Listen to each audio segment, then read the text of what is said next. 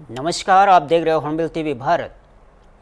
नेपाल की राजधानी काठमांडू से इस समय भीषण जन आक्रोश का गवाह बन रही है। कथित भ्रष्टाचार और सोशल मीडिया पर प्रतिबंध के खिलाफ उभरे जन आंदोलन ने हिंसक रूप ले लिया है। कल हुए भारी विरोध प्रदर्शन में कम से कम 19 लोगों की मौत हो चुकी है और 250 से अधिक लोग घायल बताए जा रहे हैं। नेपाल सरकार ने काठमांडू में कर्फ्यू लागू कर दिया है। सोशल मीडिया प्लेटफॉर्म्स जैसे फेसबुक, इंस्टाग्राम, व्हाट्सएप और पर लगे प्रतिबंध को लेकर जनता में भारी गुस्सा है। प्रदर्शनकारियों ने कल संसद भवन का हमला कर दिया है। गेट को तोड़ा गया, जिसके बाद पुलिस और प्रदर्शनकारियों के बीच तीखी झड़पें हुई। इस बीच नेपाल के गृह मंत्री रमेश लेखक ने कल सोमवार को इस्तीफा दे दिया है। आज भी प्रदर्शनकारी सड़कों पर है। कर्फ्यू के बावजूद विरोध थामने का नाम नहीं ले रहा है। अंतर्राष्ट्रीय समुदाय ने नेपाल की स्थिति पर चिंता जताई है। देखिए,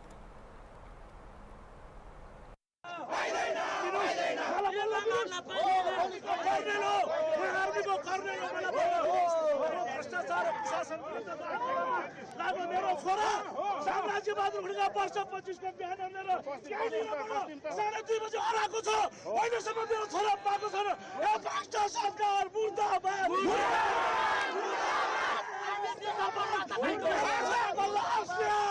मेरो छोरा कुनै पनि अस्पतालमा छैन। मेरो छोराको लास चाहियो मलाई। भ्रष्ट सरकार यो सरकारलाई नमान्दिनै पर्छ। प्रधान सेनापति र राष्ट्रपतिसँग मात्रै वार्ता गर्छौँ। यो सरकारसँग वार्ता गर्दैन। I'm a retired Colonel Madhav Sundar Khadka from Nepalese Army. I was also working on the mega campaign against the corruption from 6 months. My son was with me yesterday. I make one banner about the support to GNG, and my son took that banner right in front here around 2:30. Then after I was in the different area near my home, so I called him 3 times. He didn't pick the phone. Phone was switched off. Then I came right here, and I talked with us all the GNG young guys. So then after I came to the police. The police hit me here, and here. I am not so feeling happy. I'm not feeling good. So I want right now the president dissolve this government, and I want to lead this. I will take a responsible of this movement from right now, and I will call all the GNG guys who are in the field. They are the leader. Who are in Facebook, they are not leader. We don't want to the Facebooker. So right now I want to call the president and the chief of the army staff, talk to us. Then I want that 18-20 bodies in front of the army headquarters, and I will call their family, and I will take all the responsible. Thank you very much, sir. नमस्ते, मेरा नाम साहिल तामाङ है और मैं अभी इधर आया हूँ। कल बहुत सारे स्टूडेंट मारा गए। हमारा ये नेपाल में जो अभी कंडीशन है ना, उसके हिसाब से हमें ये केपी ओली हमारा ये देश को ये छोड़ के जाना चाहिए। ऐसे हमारा देश को बहुत सारा स्टूडेंट लोग मर गया है, इसलिए हमें ये केपी को हमारे देश से निकालना चाहिए। और हम जैसा स्टूडेंट को ना ये हमारा देश के लिए आवाज उठाना चाहिए हमको। इतना ही। आसाम में 2026 विधानसभा चुनाव की तैयारी जोरों पर है और इसी बीच कांग्रेस को एक बड़ा सियासी सहारा मिला है। राज्य के 3 पूर्व विधायक आज कांग्रेस में शामिल हो गए। पूर्व बीजेपी विधायक वियानंद शेकिया, डॉक्टर मानसिंह रोंगपी और पूर्व असम गण परिषद एजीपी विधायक सत्यव्रत कालिता अब कांग्रेस का दमन थम चुके हैं। ये सिमिलिया असम कांग्रेस प्रमुख गौरव गोगोई और पार्टी के महासचिव संगठन के केसी वेणुगोपाल की मौजूदगी में हुई। इस मौके पर प्रदेश अध्यक्ष गौरव गोगोई ने भी बीजेपी सरकार पर तीखा हमला बोला। अब देखने वाली बात यह होगी कि क्या कांग्रेस इस सियासी बदलाव को चुनावी सफलता में बदला पाती है कि नहीं। I think it is a very good beginning for the Assam Pradesh Congress Committee. What Gaurav is told exactly right. This is a clear sign of a change in Assam politics. People of Assam are fed up with the current government. The government is not doing clear governance. Instead of doing governance, they are bulldozing anti-people activities to the people of Assam. Therefore, there is a complete general feeling among the public of Assam to have a change in Assam administration. That is why the senior most experienced leaders want to join in Congress. I am very sure that this is a good sign, good beginning. Assam is going to witness a major change in next 2026 assembly election. That is why this is a good beginning of that. So I don't want to take much of your time. The Congress party is national wide is also doing a big agitation nowadays. You people know about that. Certainly Assam, under the leadership of the General Secretary Jitendra ji, also taking part of that entire exercise, because everywhere BJP is misusing the power, they are misusing the money to overthrow the people's sentiments. So now the duty of the all democratic people to join together and to wipe out this anti-democratic government, most corrupt government in the country, Assam government. This is what I want to say. That congratulations to all of you, and on behalf of All India Congress Committee, I welcome all these three stalwarts of the Assam politics to the Congress party. Thank you, Jai Hind. आज कांग्रेस के लिए, विशेष रूप से असम कांग्रेस के लिए एक बहुत ही महत्वपूर्ण दिन है, क्योंकि आज जो लोग कांग्रेस दल में शामिल होने जा रहे हैं, वो कहीं ना कहीं असम का जो मूल जो भाव है आज के तारीख में, वो मूल भाव आज उनके सिद्धांत में झलकता है। वो असम में जो आज मूल भाव ये है कि वहाँ की जो सरकार है, हिमंत बिश्व शर्मा जी की जो सरकार है, वो सरकार जनता की सरकार नहीं, किसानों की सरकार नहीं, बेरोजगार युवाओं की सरकार नहीं, महिला श्रमिकों की सरकार नहीं, छोटे छोटे दुकानदार, छोटे व्यापारी, छोटे छोटे ठेकेदार, कॉन्ट्रैक्टर्स, उनकी सरकार नहीं। ये सरकार अगर है तो सिर्फ और सिर्फ हिमंत बिश्व शर्मा जी के व्यक्तिगत लाभ के लिए ये सरकार बनी हुई है। और यही भाव आज वहां के असम के भाजपा और असम गण परिषद दल के बीच में ये आ गया है कि भाजपा और असम गण परिषद अब जनता के हित में काम करने का दल नहीं बना। जनता के हित के काम वो नहीं कर पा रहे।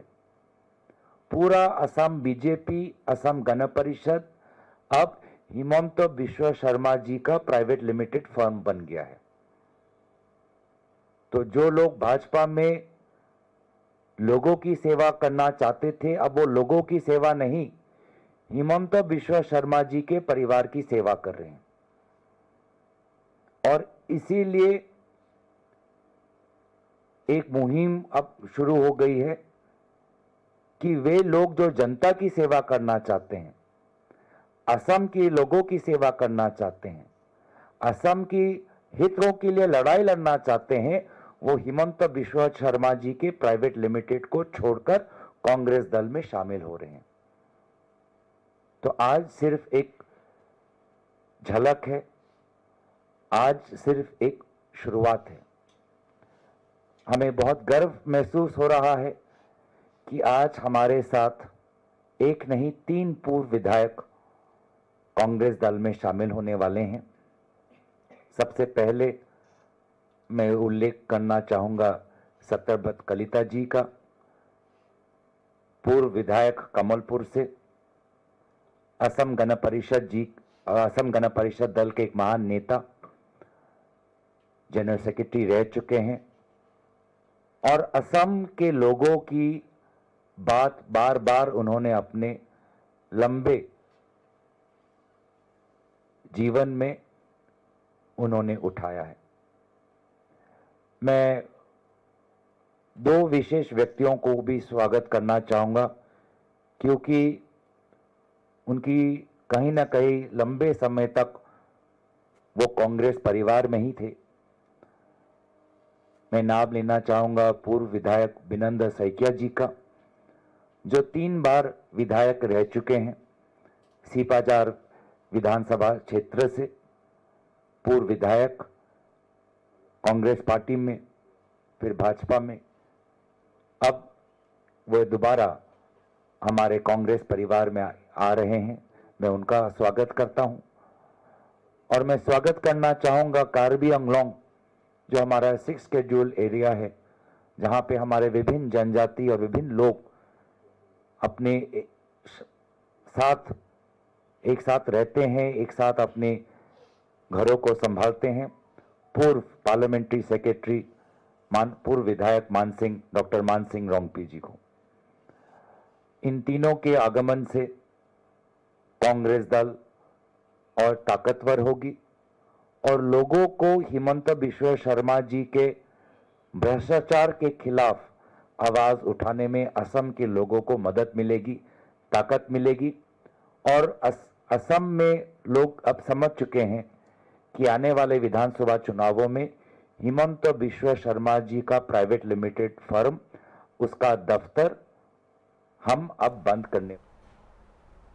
कर्नाटक के मधुर कस्बे में गणेश विसर्जन के दौरान हुए पथराव की घटना से इलाके में तनाव का माहौल पैदा कर दिया है। इसी के विरोध में आज हिंदू संगठनों द्वारा बंद का आह्वान किया गया है, जिसके चलते पूरे कस्बे में सन्नाटा पसरा रहा। इलाके में धारा 144 लागू कर दी गई है और सुरक्षा के व्यापक इंतजाम किए गए हैं। गृह मंत्री जी परमेश्वर ने जानकारी दी है कि इस मामले में कुछ लोगों को गिरफ्तार भी कर गया है। आपको बता दें कि कल हिंदू समर्थक संगठनों ने विरोध प्रदर्शन किया था। पुलिस ने स्थिति पूरी तरह नज़र रखी हुई है और अपील की है कि लोग अफवाहों से दूर रहे।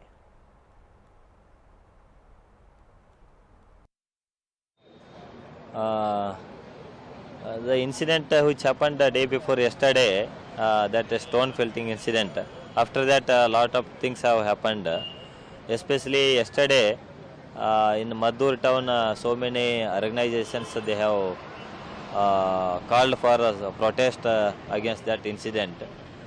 During that time some lathi charge also happened and we could use minimum force to disperse the crowd.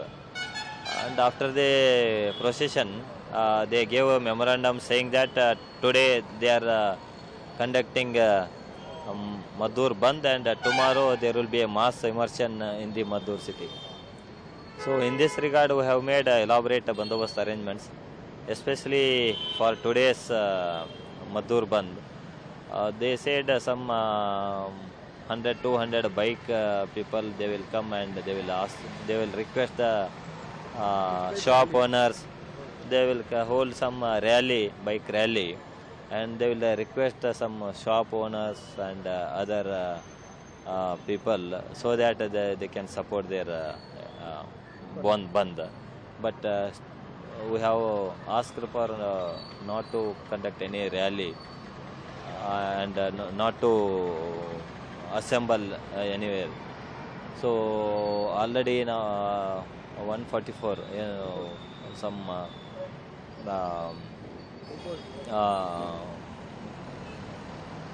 especially imposed, it is already imposed, and the liquor ban is also imposed. It will be there till tomorrow morning. So based on the situation we will take up the call. As of now, today it is required since they are conducting bandh. So today it is very essential. So we have ordered for. Is there any morcha? Yeah. They are asking any permission for any protest? No, today they have not asked for any protest. Simply, as per our information, some people they will come for bike rally, and they will go shop to shop and request for the closure and their support. How many of them arrested for till? So far, we have arrested 22 people. Regarding yesterday incident, also we are taking up the call. So we are concentrating mainly on today's bandobast and tomorrow's immersion. So today any special force is conducting? So we have deployed maximum officers and men. For today's bandobast, we have 4 SPs, 4 additional SPs, 15 DSPs. Altogether 800 men and 15 KSRP and 10 DR platoons we are Are police doing deployed. today also parade in the sensitive areas? Yeah, today we are conducting a peace committee meeting under the leadership of district in charge minister. So after the peace committee meeting, we will take up the call. Thank you. Uttar Pradesh के मुरादाबाद में देश के सैन्य विरासत को संजोने और आम जनता को भारतीय सेना की ताकत से रूबरू कराने के उद्देश्य से एक भारतीय रक्षा संग्रहालय स्थापित किया जा रहा है। इस संग्रहालय में थल सेना, वायुसेना और नौसेना तीनों सशस्त्र सेनाओं द्वारा प्रयोग की गई अत्याधुनिक तकनीकों और युद्ध उपकरणों को प्रदर्शित किया जाएगा। संग्रहालय का उद्देश्य केवल तकनीकी जानकारी देना ही नहीं, बल्कि आने वाली पीढ़ियों को भारतीय सेना की उपलब्धियों और बलिदानों से प्रेरित करना भी है। यहाँ DRDO द्वारा की जा रही है और आने वाले समय में यह देशभक्ति और रक्षा ज्ञान का एक अहम केंद्र बन सकता है। जनसंपर्क में कार्यरत हूँ। तो मेरा काम है कि DRDO की जितनी भी टेक्नोलॉजी है वो जनमानस तक किस तरह से पहुँचे, वो एक इस तरह को पहचाना मेरा काम है। तो यहाँ पर एक स्मारक बना रहे हैं जिसको बोलते हैं इंडियन डिफेंस म्यूजियम त्रिशूल के नाम से, जो कि यहाँ की म्यूनिसिपल कॉर्पोरेशन बना रही है। तो उसको मैं देखने आया था कि किस तरीके से हम अपना चीज़ें शोकेस करेंगे। तो मैंने वहाँ पे पाया है कि तीनों सेनाओं का जो भी है वहाँ पर वो पूरा वहाँ पे शोकेस किया जाएगा। सारा ऑडियो विजुअल और जितनी भी एडवांस टेक्नोलॉजीज होती हैं, जिस तरह से उनको शोकेस किया जा सके, लोगों जनमानस तक पहुँचाया जा सके, वह सब हम इसमें दिखाया जाएगा। इसमें DRDO की तरफ से जो भी, जैसा कि हमारे प्रधानमंत्री जी का है कि हमें अपने देश को आत्मनिर्भर बनाना है, तो इस आत्मनिर्भरता की ओर बढ़ते हुए जो कदम है हमारे, उसके लिए हमने जो भी अपनी टेक्नोलॉजीज बनाई हैं, चाहे वो मिसाइल टेक्नोलॉजी हो, लैंड सिस्टम हो, वो सारी यहाँ पे शोकेस किया जाएगी। सर, यहाँ पे अब तक जितने भी युद्ध हुए हैं हमारे, और हमारे जो सैनिकों की और हमारे इक्विपमेंट जो हमारे लिए गर्व है, तो किस तरीके से इसको पब्लिसाइज कराए कि आम पब्लिक भी जान सके कि हमारे गौरव और हमारी टेक्नोलॉजी और हमारे शौर्य की गाथाएं किस तरीके से प्लानिंग कर रहे हैं सर इसमें? देखिए, जिस तरह से मुझे बताया गया है यहाँ पर कि इसमें जितनी भी आर्मी, एयरफोर्स, नेवी, उनकी जो गौरव गाथाएं हैं, किस तरह से वो उन्होंने अपने वॉर को विन किया है, कौन कौन से इक्विपमेंट यूज किए हैं वहाँ पर। इसके अलावा अपने देश की सेनाओं को जानने के लिए उनकी जो ड्रेसेस हैं, उनके मेडल्स हैं, उनके इक्विपमेंट्स हैं, एनामॉर्फिक डिस्प्ले भी यहाँ पे, एनामॉर्फिक डिस्प्ले है, ऑडियो विजुअल सिस्टम है, डिस्प्ले पूरा प्रोजेक्शन सिस्टम है, तो उस तरीके से पूरा दिखाया जाएगा।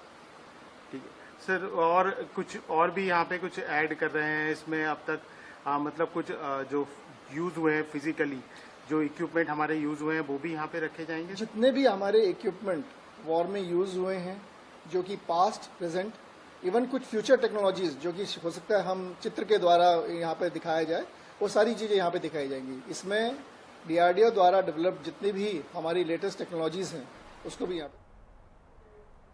हरियाणा के जिंड जिले से ताल्लुक़ रखने वाले 26 वर्षीय युवक कपिल की अमेरिका के कैलिफोर्निया में गोली मारकर हत्या कर दी गई है।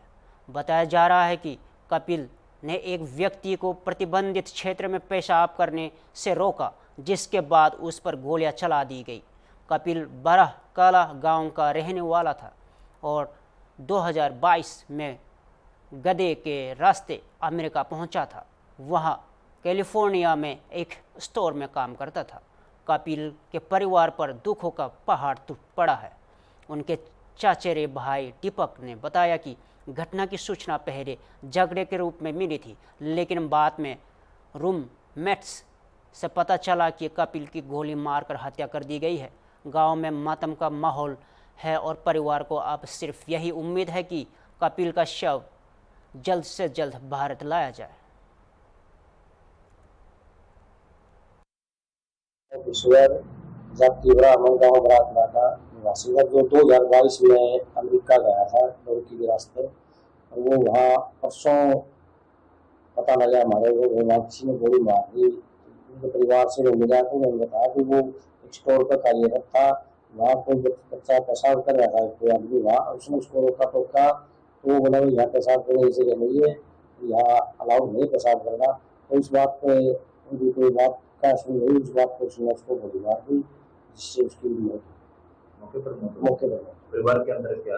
परिवार में बड़ा दुख का माहौल है, पूरा गांव ही गंभीर माहौल में है। एक अपने पिता के एक ही पुत्र था, एक लड़की संतान थी, जिससे पूरा गांव में शोक की लहर है और सभी पूरे ग्रामवासी इस दुखी घड़ी में उस परिवार के साथ खड़े। अपनी सरकार से गुजारिश है कि कोशिश करके जल्दी से जल्दी उसकी बॉडी को हमारे यहाँ संस्कार के लिए मंगवा जाए, ताकि हम अपने बच्चे का संस्कार कर सकें और उस दुखी घड़ी में हम उस परिवार के साथ।